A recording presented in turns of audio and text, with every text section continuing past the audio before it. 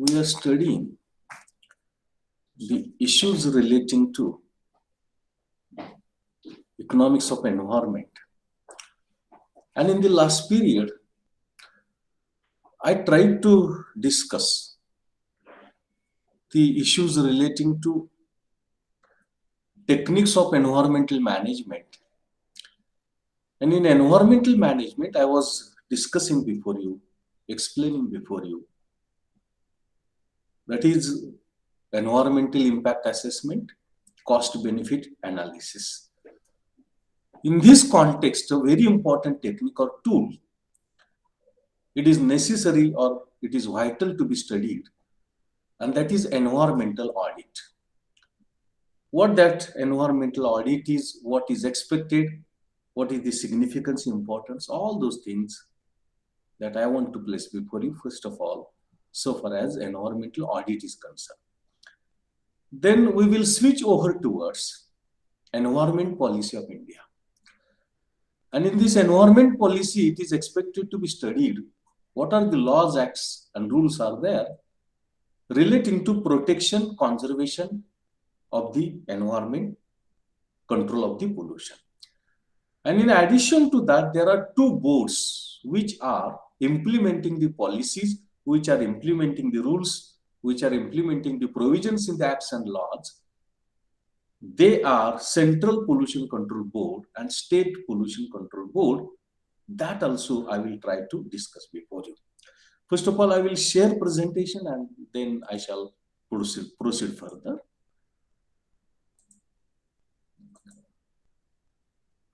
Is slide visible? Yes, sir. Yes, sir. Okay. That is environmental audit. Environmental audit. आपण पर्यावरण व्यवस्थापन कसं करायचं, त्या पर्यावरण व्यवस्थापनाच्या संदर्भामध्ये आपण प्रामुख्याने विचार करत आहोत. आणि तो विचार करत असताना आपण खर्च लाभ विश्लेषण आणि पर्यावरण प्रभाव मूल्यमापन यांचा विचार आपण कालच्या तासाला केला. आज यामध्येच आपल्याला पर्यावरण लेखा परीक्षण, एन्व्हायरमेंटल ऑडिट, पर्यावरण लेखा परीक्षण, एन्व्हायरमेंटल ऑडिट, तुम्हाला बँकेचं ऑडिट कदाचित माहित असेल. पर्यावरणीय लेखा परीक्षण, पर्यावरणाचं सुद्धा ऑडिट केलं जातं. काय नेमकं आहे ते बघायचं आहे. आणि त्यानंतर मग आपल्याला भारताचं पर्यावरण धोरण, एन्व्हायरमेंटल पॉलिसी याचा विचार करत असताना पर्यावरण संरक्षणाचे नेमके कायदे कोणते आहेत, प्रदूषण नियंत्रणाचे नेमके कोणते कायदे आहेत, आणि प्रदूषण नियंत्रणाच्या कायद्यांमध्ये असलेल्या तरतुदी त्यांची अंमलबजावणी करण्याची जबाबदारी केंद्रीय प्रदूषण नियंत्रण मंडळ आणि राज्य प्रदूषण नियंत्रण मंडळावरती असते. ते नेमकं काय आहे, त्यांची कर्तव्य काय आहेत, त्यांच्या जबाबदाऱ्या काय आहेत, याचा विचार आपल्याला प्रामुख्याने करायचा आहे. So far as environmental audit is concerned,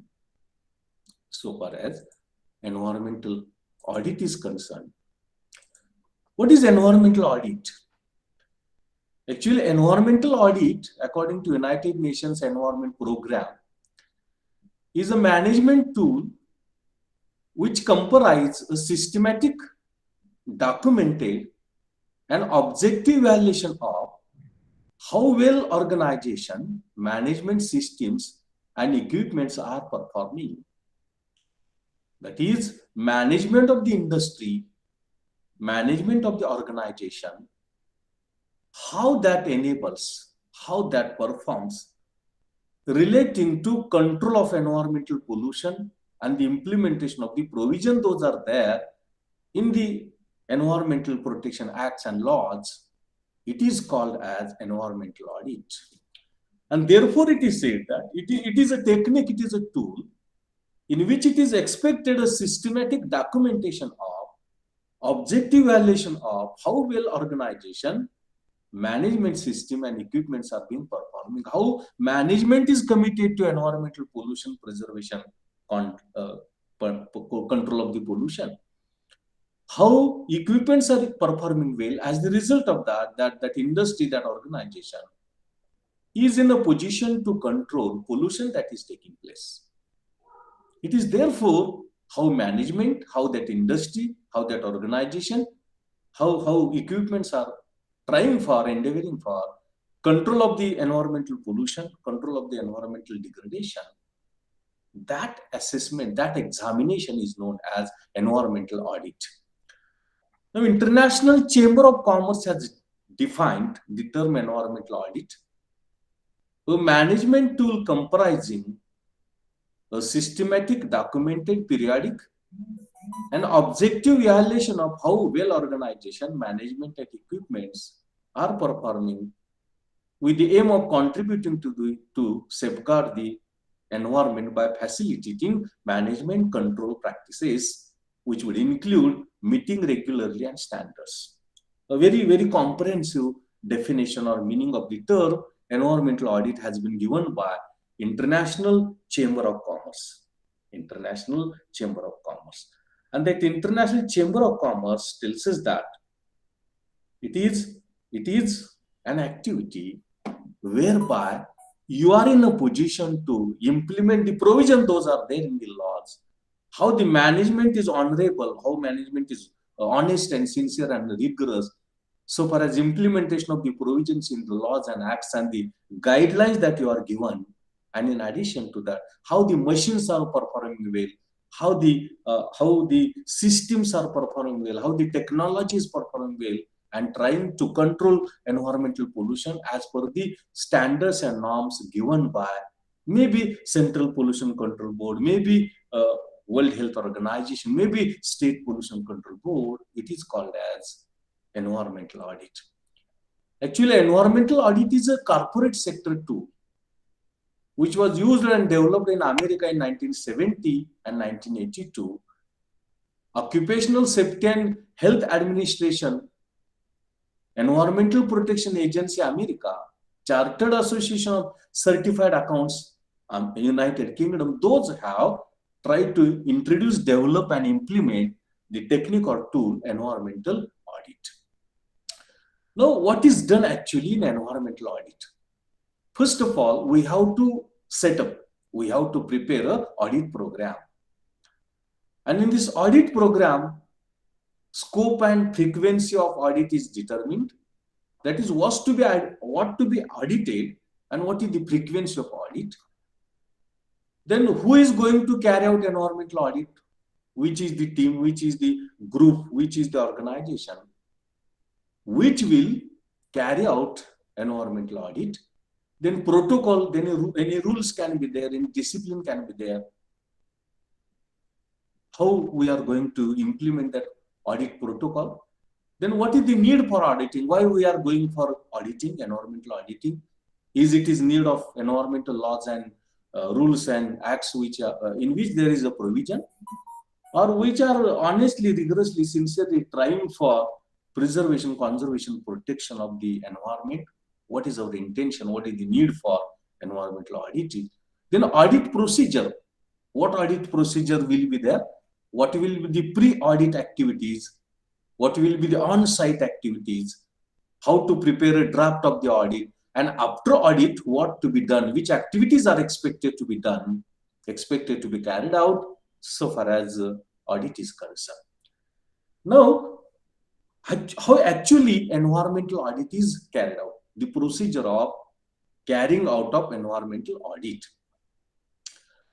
Number one is pre-audit. In pre-audit, there is a nomination of team of audit. Who will be there in the team? How many members will be there? What specialization will be there? What expertise will be there of all these members? That we have to decide. That is nomination of team. That is formulating, preparing a team of audit. Then setting tasks and priorities. Setting tasks and priorities. When team is finalized, what to be done by the team of experts? What to be done by the committees which are assisting that team? What to be done by the management of that firm or organization? What duties are to be done? What duties are to be carried out? That we may call it as a division of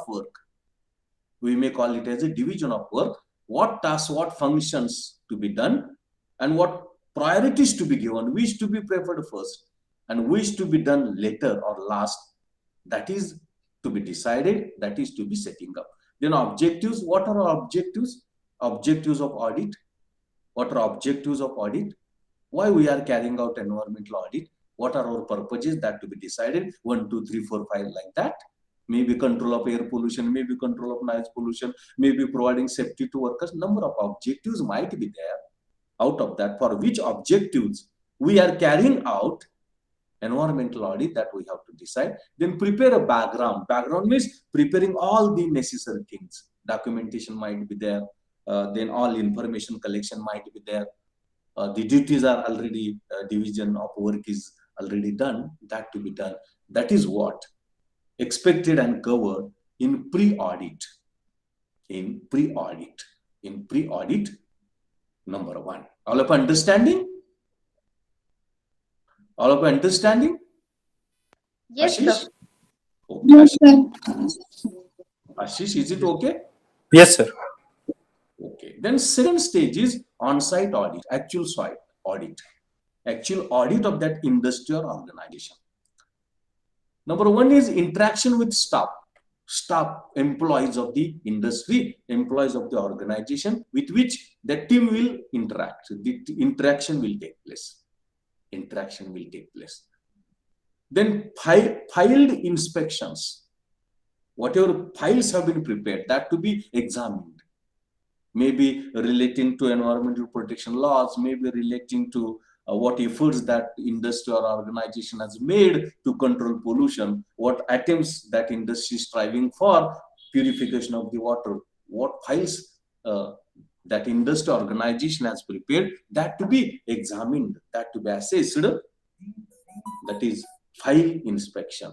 Then sampling and test. Suppose air pollution. Air sample to be taken, it is to be tested. Water pollution, water sample to be taken, it is to be tested. Noise pollution to be tested. And what are the results?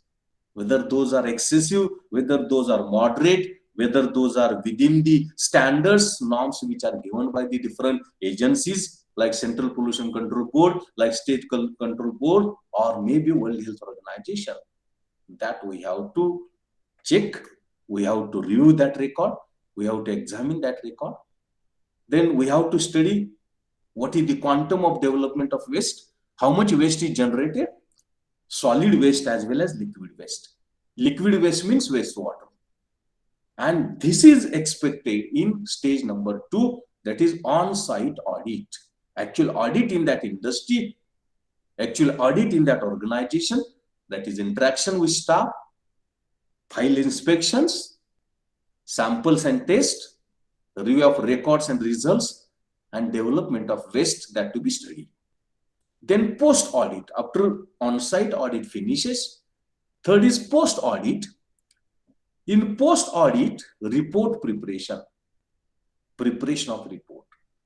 Actually, what we have done, what results we have got, that to be written, that to be presented in terms of report. In terms of report. 2 is action plan. What is required? Suppose air pollution is taking place rapidly. Suppose noise pollution is significantly greater. Suppose water pollution is taking place rapidly. What plan is required? What measures are required? What remedies are required? And for that reason, we have to prepare a plan. We have to prepare an action plan. Then implementation of plan. How that plan to be implemented? What will be the duration? What will be period? That to be studied, that to be examined, that to be discussed, that to be assessed. That is implementation plan. Then review of progress. When progress to be assessed? After 1 month, after 2 months, after 3 months. When progress to be assessed, that also requires to be studied, that also requires to be examined. Then actual components of audit. What actually audited? What actually audited? Number 1, process of production. Suppose the industry is producing X commodity. The production process is examined. The production process of that commodity is assessed, it is examined, process audit. Second, material audit, resources are audited. Water is used, electricity used, other minerals are used. Are they used in accordance with their requirement or excessive? or there is inadequate use of the materials, what actual reality is, what actually ground reality is, that is audited, that is examined in material audit. In material audit. Then energy audit, that is power generation, power consumption, electricity consumption. Number one, what is the magnitude of electricity consumption? Whether it is in the norms prescribed, whether it is in the standards given, or it is excessive. What type of energy we are using, whether it is thermal, whether it is hydro, whether it is nuclear, or any other type of energy. That requires to be studied, that requires to be assessed, that requires to be examined. Then water audit, how much water is used, what are the norms to use water, whether the use of water is excessive or it is inadequate or it is limited, what actually it is. That is examined, that is assessed, that is water audit. Then environmental quality audit means air pollution or air quality, water quality, noise quality or noise level, land quality, that is examined, that is environmental quality audit. Health and safety, health of the workers, safety of the workers, security of the workers, are they proper, or there is chances of taking place of accident, or there is possibility of accident taking place. That requires to be examined, that requires to be studied. It is because of environmental audit, that is health conditions of the workers, health conditions of the workers and safety of the workers, and safety of the workers. It is because the safety of the workers, health of the workers also, that is very important. Unless and until they are safe, unless and until they are healthy, they cannot carry out activities, they cannot perform duties and responsibilities. That is health and safety audit. Then standards for environmental auditing. Eco management audit scheme is there, that is ISO 14000, and environmental management scheme is there, EMS, ISO 14011 and ISO 14011. ISO 14011. These are the schemes within which environmental auditing provisions are there, and within those provisions, we have to carry out audit. We have to carry out audit, that is there. Then what are the basic elements of successful audit? When audit becomes successful, when environmental audit becomes successful, if we succeed in defining the purpose, scope, policy, guidelines, and priorities of audit. If we succeed in what is our purpose, what is the scope of audit, what policies are there or guidelines are there, and what priorities to be given so far as audit is concerned, then we can succeed. Departmental responsibilities, whatever responsibilities are given, and those are being shouldered, those are being performed very sincerely, honestly, rigorously, then that can help us, that can enable proper and efficient environmental audit. Audit team of experts, and when they are experts and they are performing very, very honestly, rigorously, sincerely, audit becomes successful. Review of laws, what laws are there, what provisions are there relating to water pollution, air pollution, noise pollution, land degradation. These laws are very much necessary, and their review, their examination, their study is necessary. Elements of analysis, material is there, energy is there, safety is there, labor welfare is there, that to be analyzed properly, examined properly, that enables us in successful environmental audit. Then beginning of audit is proper. The stages already I have tried to place before you. When in the stages the efforts are being made, naturally, consequently, that can result in, that can lead to environmental audit successfully. Successful environmental audit is possible.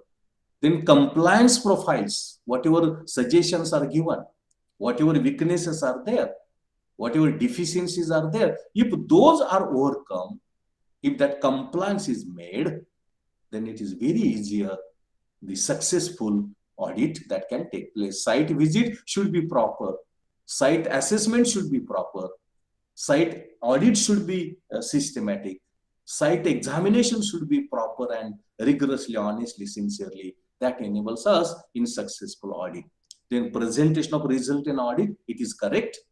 It is within the norms given, within the standards given, then it is successful.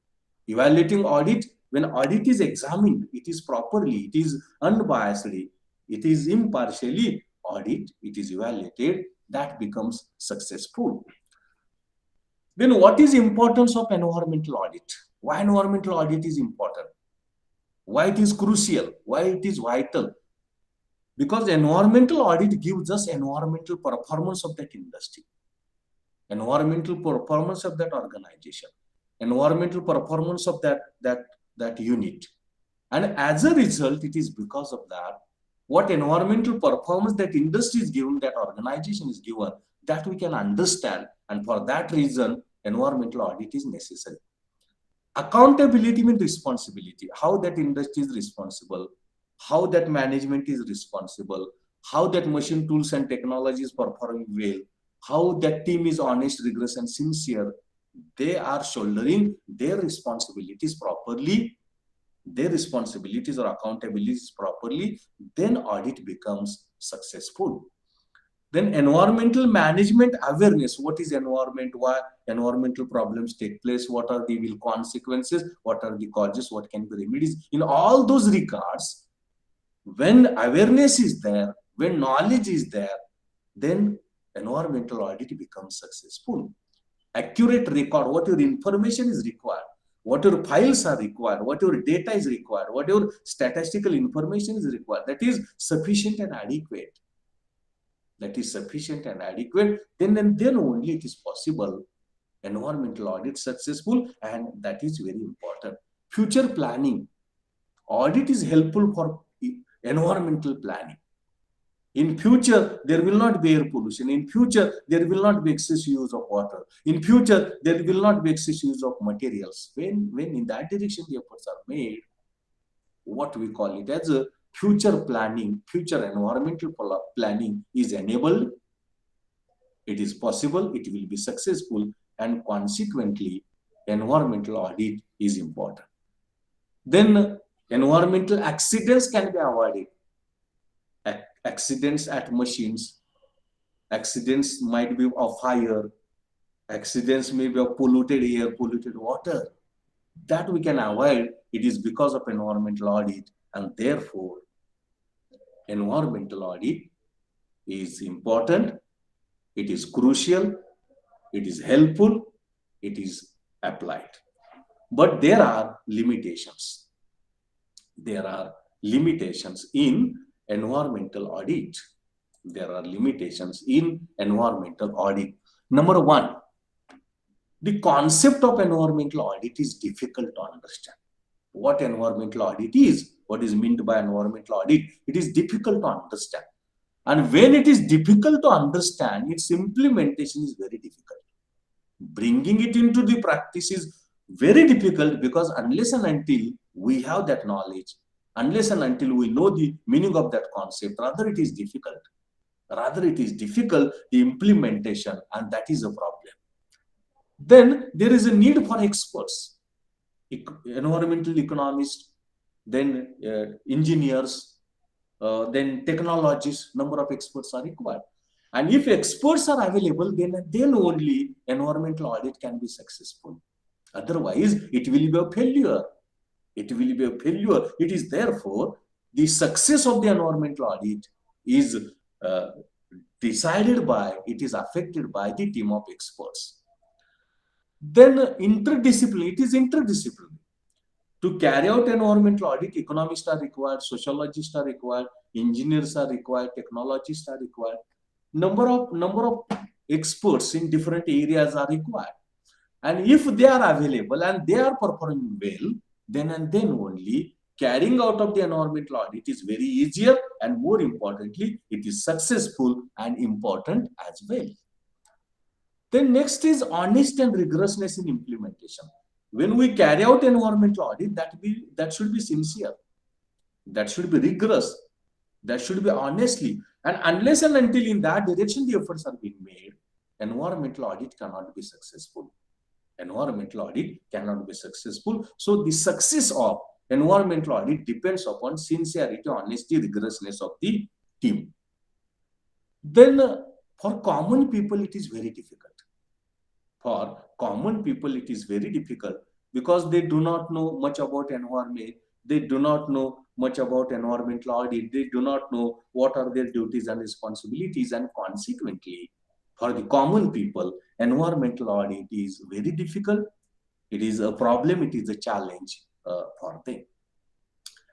आपण पर्यावरण व्यवस्थापनाची जी तंत्र आहेत त्या पर्यावरण व्यवस्थापनाच्या तंत्राचा विचार करत असताना कालच्या तासाला आपण खर्च लाभ विश्लेषण आणि आपण पर्यावरण प्रभाव मूल्यमापन याचा अभ्यास केला. याला लागूनच दुसरं जे तंत्र आहे ते पर्यावरण लेखा परीक्षण, एन्व्हायरमेंटल ऑडिट. या पर्यावरण लेखा परीक्षणाची खरं म्हणजे ते कॉर्पोरेट सेक्टर, प्रमंडलीय क्षेत्रामधलं ते तंत्र आहे. अमेरिकेमध्ये 70 मध्ये, 1982 मध्ये पुन्हा ऑक्युपेशनल सेफ्टी अँड हेल्थ ऍडमिनिस्ट्रेशनने त्याचा स्वीकार केला. अमेरिकेमध्ये एन्व्हायरमेंटल प्रोटेक्शन एजन्सीचा त्याचा स्वीकार केला आणि इंग्लंडमध्ये चार्टर्ड असोसिएशन ऑफ सर्टिफाईड अकाउंटंट्सने त्याचा स्वीकार केला. आणि हे जे पर्यावरण लेखा परीक्षण आहे हे पर्यावरण लेखा परीक्षण त्याची कार्यवाही, त्याची अंमलबजावणी करण्याचा प्रयत्न केला गेला. आता हे नेमकं पर्यावरण लेखा परीक्षण म्हणजे काय? तर पर्यावरण लेखा परीक्षणामध्ये व्यवस्थित कागदपत्र मेंटेन करणं, डॉक्युमेंट करणं, उद्दिष्ट निश्चित करणं, त्यांचं मूल्यमापन करणं आणि ती जी उद्योग संस्था, व्यावसायिक संस्था आहे त्याचं जे व्यवस्थापन आहे आणि तिथं वापरली जाणारी साधनं, यंत्रण, तंत्रज्ञान कशा पद्धतीनं कामगिरी करत आहेत, कशा पद्धतीनं ते आपल्या भूमिका बजावत आहेत, जबाबदाऱ्या पार पडत आहेत, कशाच्या अनुषंगानं तर पर्यावरणाचं संरक्षण, संवर्धन, हवेचं प्रदूषण नियंत्रण, पाणी प्रदूषण नियंत्रण, ध्वनी प्रदूषण नियंत्रण, कचरा व्यवस्थापन, यालाच आपण पर्यावरण लेखा परीक्षण असं आपण म्हणतो. आता इंटरनॅशनल चेंबर ऑफ कॉमर्सनं याची व्याख्या देण्याचा प्रयत्न केला आणि ते असं म्हणतं की व्यवस्थित एका विशिष्ट कालावधीमध्ये उद्दिष्टांचं मूल्यमापन करून ती उद्योग संस्था, ती व्यावसायिक संस्था, तिचं व्यवस्थापन, तिथली यंत्रसामुग्री, तंत्रज्ञान किती योग्य पद्धतीनं काम करत आहेत, किती कार्यक्षम पद्धतीनं काम करत आहेत आणि पर्यावरणाच्या संरक्षणासाठी मदत करत आहेत, पर्यावरण प्रदूषण नियंत्रित करण्यासाठी मदत करत आहेत, यालाच आपण पर्यावरण लेखा परीक्षण, एन्व्हायरमेंटल ऑडिट असं आपल्याला म्हणता येईल किंवा त्याला आपण एन्व्हायरमेंटल ऑडिट असं म्हटलं जावं किंवा त्याला एन्व्हायरमेंटल ऑडिट असं म्हणतात असं ती दुसरी व्याख्या सांगते. त्यानंतर पर्यावरण लेखा परीक्षण हे कशा पद्धतीनं केलं जातं? प्रथम त्याचा कार्यक्रम आखला जातो पर्यावरण लेखा परीक्षणाचा. त्याची व्याप्ती, ते किती कालावधीने आपण करणार आहोत ते निश्चित केलं जातं. आता हे पर्यावरण लेखा परीक्षण नेमकं कोण करणार आपण ते निश्चित करावं लागतं. ते करत असताना काही नियमावली आहे का, प्रोटोकॉल आहे का, तो प्रोटोकॉल विचारामध्ये घ्यावा लागतो. लेखा परीक्षणाची गरज आपण समजावून सांगायला पाहिजे किंवा ती विचारात घ्यायला पाहिजे. त्यानंतर मग लेखा परीक्षणाची प्रक्रिया आपल्याला करावी लागते. त्यामध्ये लेखा परीक्षणापूर्वी काही काम करावं लागतं, लेखा परीक्षणाच्या एक्झॅक्ट काही काम करावं लागतं त्या ऑनसाईट म्हणजे त्या साईटवरती उद्योग संस्थेचे, व्यावसायिक संस्थेचं परीक्षण करताना. त्यानंतर त्याचा अहवाल तयार करायचा असतो आणि त्यानंतर हे लेखा परीक्षण झाल्यानंतर काही जबाबदाऱ्या, काही उपक्रम, काही ऍक्टिव्हिटीज करायच्या असतात. हे आपल्याला तो जो प्रोग्राम आहे, कार्यक्रम आहे लेखा परीक्षणाचा, त्यामध्ये अपेक्षित आहे. आता प्रत्यक्षामध्ये हे जे पर्यावरणीय लेखा परीक्षण आहे याची प्रक्रिया कशी आहे तर प्री ऑडिट म्हणजे लेखा परीक्षण करण्यापूर्वी. लेखा परीक्षण करण्यापूर्वी काय, तज्ञांची समिती निश्चित करणं, त्यांची कर्तव्य, जबाबदाऱ्या, त्यांचे अग्रक्रम निश्चित करणं, उद्दिष्ट निश्चित करणं आणि पार्श्वभूमी तयार करणं, आवश्यक सगळी माहिती गोळा करणं, आवश्यक सगळी आकडेवारी गोळा करणं, सगळ्या फाईल्स तयार करणं, या सगळ्या गोष्टी या प्री ऑडिट म्हणजे पूर्व लेखा परीक्षणामध्ये येतात. ऑनसाईट ऑडिट म्हणजे ती जी उद्योग संस्था आहे, ती जी व्यावसायिक संस्था आहे, ती जी बिझनेस संस्था आहे, तिचं प्रत्यक्ष लेखापरीक्षण. यामध्ये तिथल्या कर्मचाऱ्यांशी चर्चा करावी लागते, केली जाते. त्यानंतर त्यांनी जे तयार केलेला फाईल आहे, त्या फाईलचं परीक्षण केलं जातं, त्याचा अभ्यास केला जातो. त्यानंतर नमुना निवड घेतली जाते. हवेचा नमुना, पाण्याचा नमुना, आवाजाचा नमुना, जमिनीचा नमुना, कचऱ्याचा नमुना तो घेतला जातो, त्याचं परीक्षण केलं जातं. त्यातून जी आकडेवारी माहिती मिळते त्याचं परीक्षण केलं जातं, त्याचा रिव्ह्यू घेतला जातं. त्यानंतर जो घनकचरा किंवा कचरा तयार केला जातो तो किती होतो, नेमका कसा होतो, यातला घनकचरा किती आहे, द्रवरूप कचरा किती आहे, हे सगळं विचारात घेतलं जातं. आणि पोस्ट ऑडिटमध्ये लेखा परीक्षणानंतर काय करावं लागतं, अहवाल तयार करायचा असतो. जे काय प्रदूषणाचे प्रश्न आहेत ते सोडवण्यासाठीची योजना, कृती योजना तयार करावी लागते. ती तयार केलेली योजना आपण कशी, केव्हा अंमलबजावणी त्याची करणार, ते आपण तयार केलं जातं. आणि प्रगतीचा आढावा आपण कधी घेणार, कसं घेणार, केव्हा घेणार, ते आपण निश्चित करतो. आता पर्यावरण लेखा परीक्षणामध्ये नेमकं कोणत्या घटकांचं परीक्षण आपण करतो, तर प्रक्रिया लेखा परीक्षण म्हणजे वस्तू असेल किंवा सेवेचं उत्पादन करणारी ती उद्योग किंवा व्यावसायिक संस्था असेल, तर त्या उत्पादन प्रक्रियेचं लेखा परीक्षण केलं जातं. त्यासाठी वापरली जाणारी जी साधनं आहेत, उत्पादन साधनं आहेत, त्यांचं लेखा परीक्षण केलं जातं. म्हणजे किती वापरावं अपेक्षित आहे, प्रत्यक्ष आपण किती वापरतो, हे त्यामध्ये परीक्षण, त्याचं लेखा परीक्षण, त्याचं मूल्यमापन करणं अपेक्षित आहे. ऊर्जेचं लेखा परीक्षण, किती ऊर्जा पाहिजे, किती ऊर्जेचा आपण वापर करतो, किती अतिरिक्त करतो, किती कमी करतो, किती उधळपट्टी करतो, ते त्यामध्ये अपेक्षित आहे. पाण्याचं लेखा परीक्षण, पाणी किती लागतं, किती आपण वापरतो, पाण्याची गुणवत्ता काय, दर्जा काय, हे सगळं परीक्षण त्यामध्ये केलं जातं. त्यानंतर पर्यावरणाची गुणवत्ता, हवेची गुणवत्ता, ध्वनीची पातळी, पाण्याची गुणवत्ता, हे सगळं त्याचं पण परीक्षण आपण करतो. त्यानंतर कर्मचाऱ्यांचं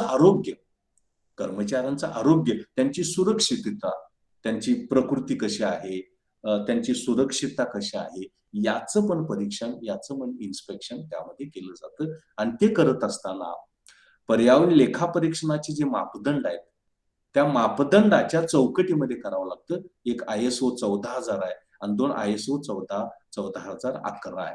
त्याला इको मॅनेजमेंट ऑडिटिंग स्कीम असं म्हटलंय आणि एन्व्हायरमेंटल मॅनेजमेंट स्कीम ISO 14,011 असं म्हटलेलं आहे. आता हे लेखा परीक्षण कधी यशस्वी होतं, आपण जर त्याची उद्दिष्ट, व्याप्ती व्यवस्थित निश्चित केली, त्याचं मार्गदर्शक तत्व विचारात घेतले, अग्रक्रम निश्चित केला, कोणाला काय जबाबदाऱ्या दिलेल्या त्या जबाबदाऱ्या त्यांनी प्रामाणिकपणे पार पाडल्या, ती जी आपण टीम निश्चित केली लेखा परीक्षणाची, ती टीम जर योग्य असेल, कार्यक्षम असेल, तर सक्सेसफुल होतं. कायद्यातल्या तरतुदी हे आपल्याला माहित असणं आवश्यक आहे. त्यानंतर त्या घटकांचं विश्लेषण आपण चांगल्या पद्धतीने करायला पाहिजे. हवा असेल, पाणी असेल, त्यानंतर उत्पादन साधनं असतील, ऊर्जा असेल, हे योग्य विश्लेषण करायला पाहिजे. त्यानंतर सुरुवात आपण व्यवस्थित करायला पाहिजे. सगळी माहिती गोळा करणं, पार्श्वभूमी विचारात घेणं, आवश्यक आकडेवारी गोळा करणं, मग तिथून सुरुवात करायला पाहिजे. त्यानंतर त्यामध्ये काही कंप्लायन्स म्हणजे काही पूर्तता करायची असेल, तर ती पूर्तता कोणती करायची होती, ती केली की नाही, या सगळ्या गोष्टी विचारात घ्याव्या लागतात. मग त्या साईटवरती म्हणजे प्रत्येक त्या इंडस्ट्रीवरती, प्रत्येक त्या बिझनेस ऑर्गनायझेशनवरती त्याची भेट द्यायची असते आणि त्याचं परीक्षण करायचं असतं. जे काही लेखा परीक्षण केलं त्याचा रिपोर्ट आपल्याला तयार करायचा असतो आणि मग ते तयार केलेला रिपोर्ट, त्याचं परीक्षण व्यवस्थित पद्धतीनं, मूल्यमापन व्यवस्थित पद्धतीनं करावं लागतं. मग आणि तरच हे पर्यावरण लेखा परीक्षण यशस्वी होतं, सक्सेसफुल होतं, असं आपल्याला म्हणता येईल. इम्पॉर्टन्स, महत्व, ती उद्योग व्यावसायिक संस्था किती पर्यावरणाच्या दृष्टीने व्यवस्थित कामगिरी बजावत आहे, पर्यावरणाच्या दृष्टीने किती व्यवस्थित काम करत आहे, ते समजून घेण्यासाठी हे लेखा परीक्षण आवश्यक आहे. जबाबदाऱ्या, व्यवस्थापनाची जबाबदारी, उद्योग संस्थेची जबाबदारी, कर्मचाऱ्यांची जबाबदारी, यंत्रसामुग्री मशिनरीची जबाबदारी, त्या जबाबदाऱ्या कशा आहेत, बरोबर आहेत का, चूक आहेत का, योग्य आहेत, हे आपल्याला त्यातून समजतं.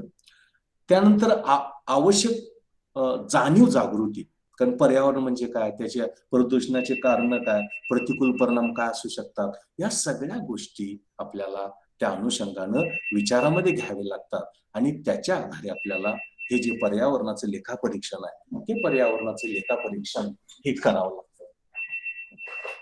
हॅलो.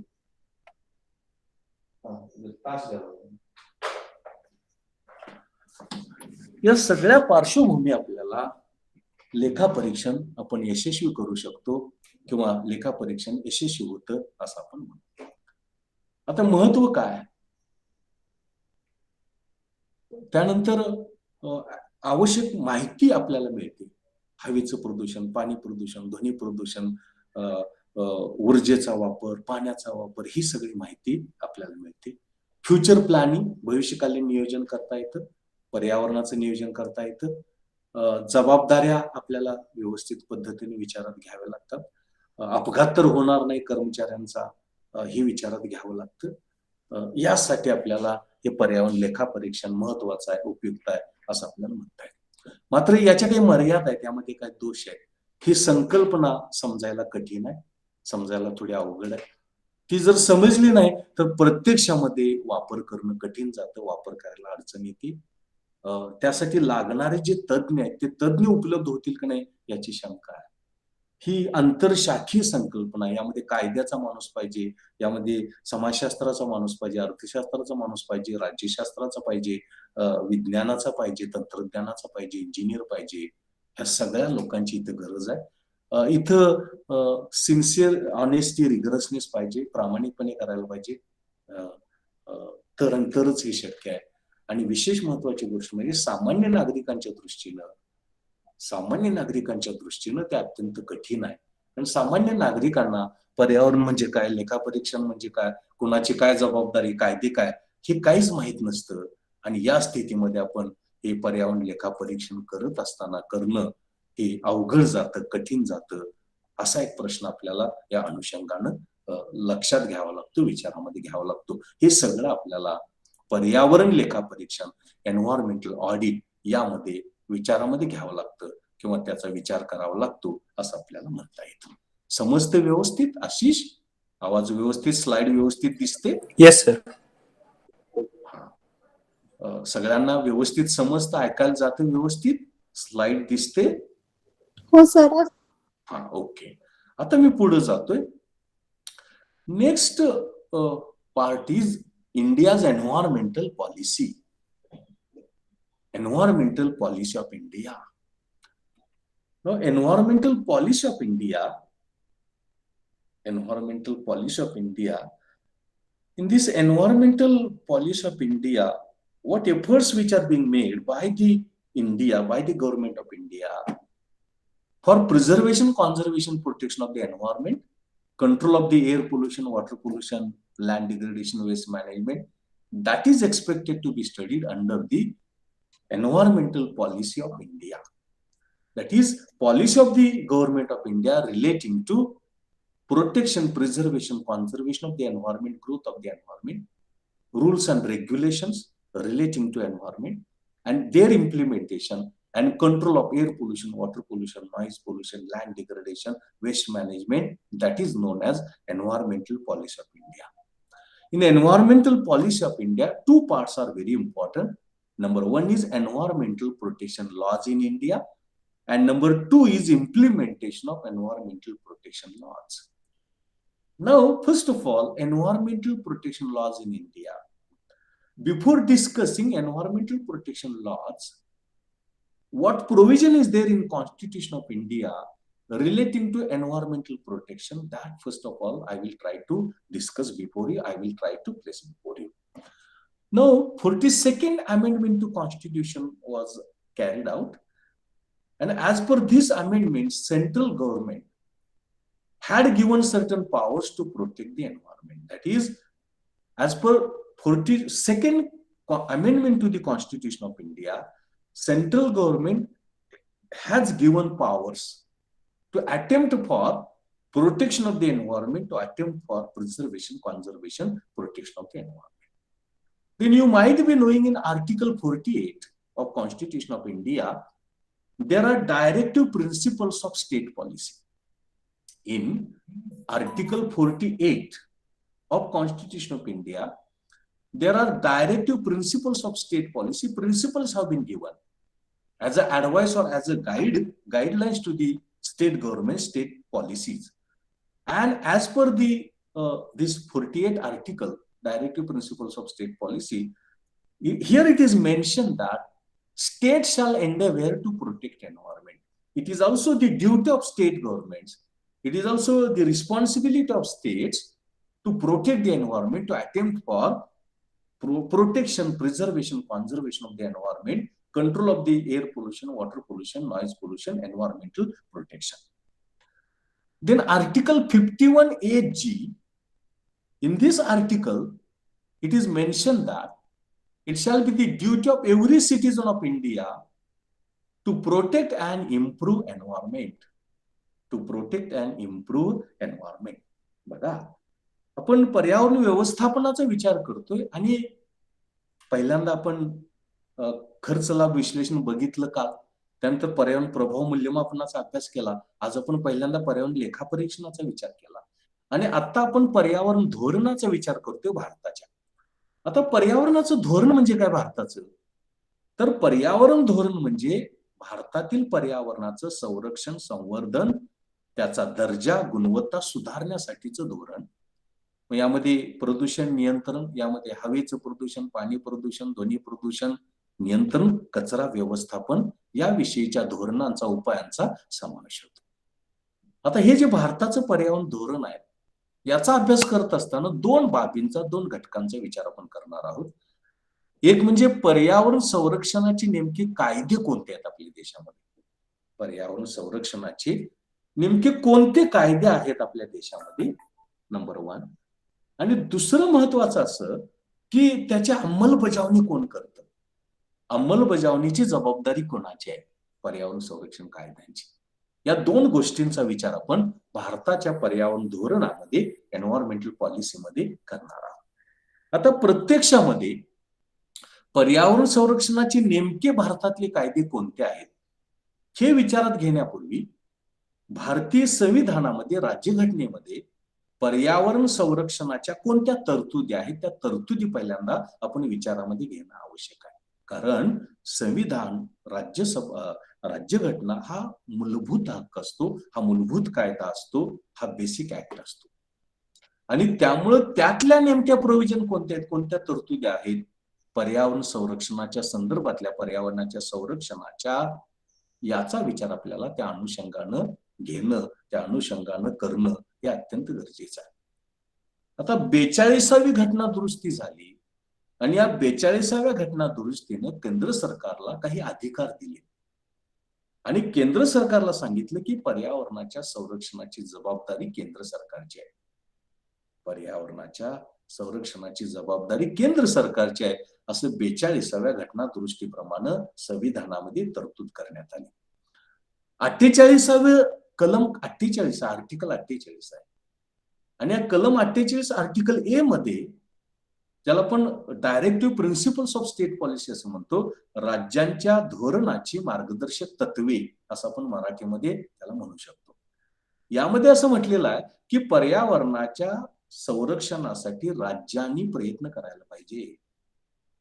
पर्यावरण संरक्षणासाठी, संवर्धनासाठी राज्यांनी प्रयत्न करायला पाहिजे, राज्य सरकारांनी प्रयत्न करायला पाहिजे, राज्यांनी प्रयत्न करायला पाहिजे. अशा प्रकारची तरतूद ही कलम 48A मध्ये directive principles of state policy, राज्य धोरणांची मार्गदर्शक तत्वे यामध्ये केलेली आहे.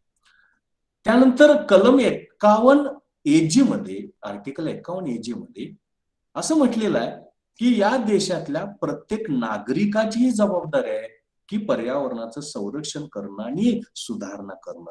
It is responsibility or duty of every citizen of India to protect and improve environment. प्रत्येक नागरिकाची ही जबाबदारी आहे, प्रत्येक व्यक्तीची जबाबदारी आहे की पर्यावरणाचं संरक्षण करणं, पर्यावरणाचं संवर्धन करणं आणि पर्यावरणामध्ये सुधारणा करणं ही जबाबदारी प्रत्येक नागरिकाची आहे या देशातल्या, असं कलम 51AG मध्ये त्याची तरतूद केलेली आहे. 51AG मध्ये तरतूद केलेली आहे. Then I am trying to place before you environment protection laws in India or environmental protection laws in India. Now, environmental protection laws can be divided central government, state government, and also the type of pollution wise. Environmental protection laws in India are divided into two categories. Number one is of the central government laws acts. Number two is of the state government laws and acts, and in accordance with the pollution, water pollution, land degradation, noise pollution, air pollution, pollution category wise also there are laws. Now, first of all, central government laws and acts of environmental protection. Water pollution. Number one, water pollution. River Boards Act 1956 to control water pollution of rivers. River Boards Act 1956 has been enacted and provisions are there whereby river water pollution will be controlled. River water pollution will be controlled. Then the Merchant Shipping Amendment Act 1970, that is seawater. Merchant shipping, that is seawater, ships in the seas or oceans. They also can contribute to ocean water pollution, seawater pollution, and that provision is made in 1970 Act. 1970 Act, and how that pollution can be controlled by the shipments, by the shipping. That provision is there in the Act of 1970. Then Water Prevention and Control of Pollution Act 1974. How water pollution of river, lake, borewell, other water sources, water body sources can be controlled. And that provision is there in the Act of 1974, that is control of water pollution of river, lake, well, borewell, etc., etc. Then in 1977, the Water Prevention and Control of Pollution SACE Act 1977. Suppose the provisions which are implemented in 1974 Act, but that didn't succeed in controlling water pollution, then a tax or sub-tax can be imposed, which is known as SACE, on the use of water. And that SACE can control water pollution and the excessive use of water. It is called as the Water Prevention and Control of Pollution SACE Act 1977. Then to control air pollution, Government of India has number of acts. The India's Boilers Act 1923 before independence. That is factories, sugar factories, foundries, industries. Their control of air pollution is provided in the Act of 1923. Then Factories Act 1948, after independence, Factories Act was enacted in 1948. And factories or industries are contributing to air pollution. So what they should undertake, what they should attempt for control of the air pollution has been enacted, has been provided in the Factories Act of 1948, so far as the control of air pollution is concerned. Then Mines Minerals Act 1947, Regulation and Development. The Mines and Minerals Regulation and Development Act 1947, that provision is made. And as per, while extracting mines, while extracting minerals, the possibility of air pollution is taking place. And how that can be controlled, that provisions have been given in the 1947 Act of the Mines and Minerals Regulation and Development. While extracting mines and minerals, oil can be there, coal can be there, bauxite can be there, iron can be there, there is possibility of taking place of air pollution or its intensification.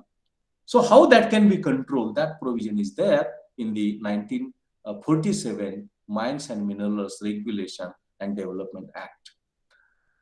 Then Industrial Development and Regulation Act 1951. When industrial development takes place, it contributes to air pollution because it discharges air pollutants. So how that can be controlled and what provisions are required? Those provisions have been incorporated in the Industrial Development and Regulation Act 1951. And that provision enables us in the control of air pollution that is there, and that is the Industrial Development and Regulation Act 1951. Then the Air Prevention and Control of Pollution Act 1981. That is, air pollution takes place maybe because of industry, maybe because of business, maybe because of transportation, maybe because of vehicles. How it can be controlled? Provisions have been made in this act, and their implementation results in that contributes to preservation, conservation, protection of the air pollution. And this is the Air Prevention and Control of Pollution Act 1981 that is there. Then radiation pollution, when atomic energy is produced, radium is used, thorium is used. This material, thorium, radium, that results in radiation pollution. Ultraviolet rays, alpha, gamma, beta, those are discharged, and consequently radiation pollution takes place. This pollution is controlled through Atomic Energy Act 1962. Atomic Energy Act 1962. That provisions are given, and as per Atomic Energy Act 1962, the radiation pollution by using this radium, thorium, that can be controlled.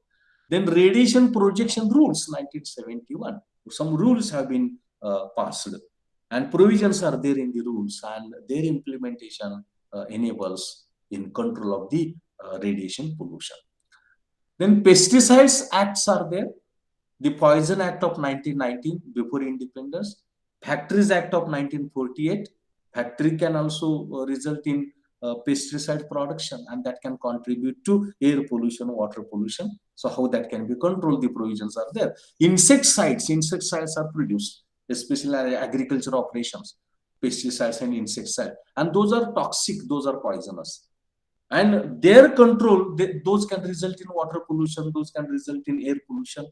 And what provisions are there in the control of air pollution, water pollution that can take place because of use of insecticides and production of insecticides? That provision is there in the Act of 1948. These are some of the Central Government Act. आपण बघा की पर्यावरण प्रदूषणामध्ये संविधानामध्ये काय तरतूद केलेली आहे ते आपण बघितली. 42वी सुधारणा, त्यानंतर 48A कलम आणि 51AG कलम हे बघितलं. मग आपण पर्यावरण संरक्षणाच्या कायद्यांचा विचार करत असताना केंद्र सरकारचे कायदे, राज्य सरकारांचे कायदे आणि प्रदूषणाप्रमाण कायदे असं त्याचं वर्गीकरण केलं जातं. केंद्र सरकारच्या कायद्यांमध्ये पाणी प्रदूषण, जलप्रदूषण नियंत्रित करण्यासाठी 1956चा नदी मंडळ कायदा आहे, त्यामध्ये ती तरतूद आहे. त्यानंतर मर्चंट शिपिंग अमेंडमेंट ऍक्ट 70, म्हणजे समुद्रामधून जहाज जात असताना त्याचं जे प्रामुख्याने व्यापारी जहाज जात असताना समुद्राच्या पाण्याचं किंवा नदीच्या पाण्याचं प्रदूषण होऊ शकतं, ते नियंत्रित करण्यासाठीच्या तरतुदी या 70च्या कायद्यामध्ये केलेल्या आहेत.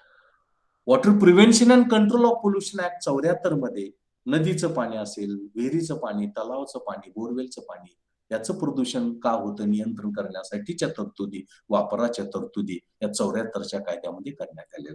77च्या कायद्यामध्ये पाण्याच्या वापराच्या संदर्भातला उपकर, सेस म्हणजे उपकर, म्हणजे पाण्याचा अतिरिक्त वापर होत असेल, पाण्याचं प्रदूषण केलं जात असेल, पाण्याची पातळी फार खोलावरती नेली जात असेल, तर त्यासाठीचं प्रदूषण नियंत्रित करण्यासाठी यामध्ये तरतुदी केलेल्या आहेत.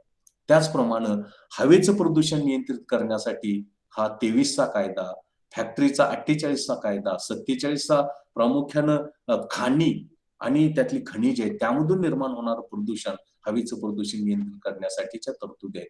त्यानंतर औद्योगिक विकास आणि नियमन कायदा 51चा औद्योगिक विकास करताना, उद्योगांचा विकास करत असताना होणारं प्रदूषण नियंत्रित करण्यासाठीच्या तरतुदी या कायद्यामध्ये केलेल्या आहेत. 81च्या हवा प्रदूषण नियंत्रण आणि संरक्षण कायद्यामध्ये वेगवेगळ्या कारणांनी उद्योग, व्यवसाय, व्यापार किंवा वाहनं, ट्रान्सपोर्टेशन यामुळे जे हवेचं प्रदूषण होऊ शकतं त्याचं नियंत्रण करण्यासाठीच्या तरतुदी यामध्ये 81च्या कायद्यामध्ये केलेल्या आहेत. रेडिएशन म्हणजे किरणोत्सर्गी प्रदूषण, यामध्ये अणुऊर्जा तयार करत असताना रेडियमचा, थोरियमचा वापर केला जातो. त्यानंतर किरणोत्सर्गी किरण बाहेर पडतात, अल्फा, गॅमा, बीटा, आणि त्यातून हवेचं प्रदूषण, पाण्याचं प्रदूषण होऊ शकतं. यासाठीच्या तरतुदी 62च्या कायद्यामध्ये करण्यात आलेल्या आहेत. आणि 71च्या कायद्यामध्ये नियम करण्यात आलेले या कायद्याची अंमलबजावणी प्रामुख्याने सॅटेलाइट म्हणा किंवा अणुभट्ट्या म्हणा या वापरत असताना जर काय हवेचं प्रदूषण होत असतील तर त्याचं नियंत्रण कसं करायचं त्याचे नियमावली यामध्ये करण्यात आलेली आहे. आता कीटकनाशक जंतुनाशक यामुळे हवेचं पाण्याचं जे प्रदूषण होतं त्याचं नियंत्रण करण्यासाठी 19चा कायदा स्वातंत्र्यपूर्व काळातला 48च्या फॅक्टरी कायद्यामध्ये तरतुदी करण्यात आलेल्या आणि 48 मध्ये कीटकनाशक कायद्यांमध्ये सुद्धा काही तरतुदी करण्याचा प्रयत्न केलेला आहे, काही तरतुदी केलेल्या आहेत आणि या माध्यमातून हवेचं जे प्रदूषण आहे पाण्याचं जे प्रदूषण आहे ते कमी करण्याचा प्रयत्न यामध्ये केल्याचं दिसतं. Thus today I tried to place before you environmental audit and related issues and in environmental policy what provision is there in the Constitution of India and what are the acts of Government of India relating to water pollution, air pollution control and insect pesticide control that I have tried to discuss before you. आज आपण पहिल्यांदा पर्यावरण लेखा परीक्षण म्हणजे काय ते बघण्याचा प्रयत्न केला आणि त्यानंतर भारताचं पर्यावरण धोरण यामध्ये विचारात घेत असताना संविधानामध्ये राज्यघटनेमध्ये काय तरतुदी करण्यात आलेल्या आहेत आणि मग आपण पर्यावरण संरक्षण कायद्यांचा विचार करत आहोत. यामध्ये केंद्र सरकारचे कायदे आपण आज बघण्याचा प्रयत्न केला, अजून पण त्यातले कायदे राहिलेत काय यामध्ये पाणी प्रदूषण आणि हवा प्रदूषण आणि कीटकनाशक जंतुनाशक प्रदूषण या संदर्भातले कायदे प्रामुख्यानं आपण विचारामध्ये घेण्याचा प्रयत्न केला. तो